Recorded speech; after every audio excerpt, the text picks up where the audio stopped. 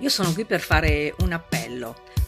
perché il 16 gennaio si terrà una partita molto molto importante, quindi è un evento internazionale perché è la Supercoppa italiana Juventus-Milan nello stadio di Jeddah, quindi in Arabia Saudita.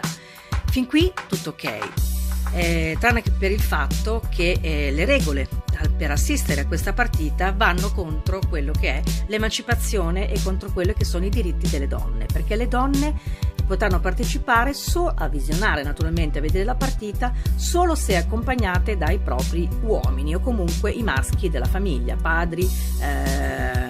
fratelli, figli. Questo è assolutamente inammissibile per la nostra Costituzione, perché l'articolo 3 prevede che le donne, o comunque questo è una regola fondamentale per la nostra democrazia, e le donne hanno lottato per ottenere i diritti in tutti questi anni e noi godiamo, noi come donne, di questi diritti, e gli uomini sono assolutamente con noi in tantissime occasioni e anche in questa, per disapprovare questa regola che però la Lega di Serie A di calcio italiana ha assolutamente approvato. Quindi noi saremo relegate, le donne che assisteranno a questa partita, perché poi comunque è anche vero che,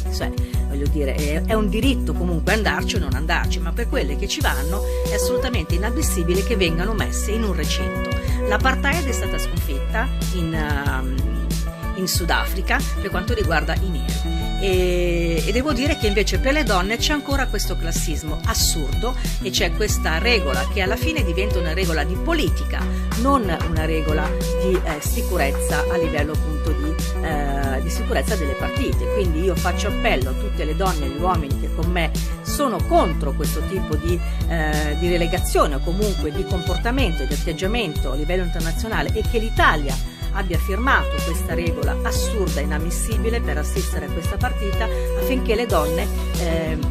vengano relegate diciamo così, accompagnate o comunque messi in luoghi specifici dello stadio. Fate con me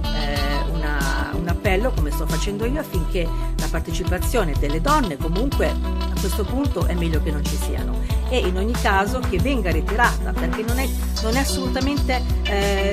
ammissibile questo tipo di atteggiamento. E poi tra l'altro mi faccio una domanda: perché andare in Arabia Saudita a fare una partita di Supercoppa italiana?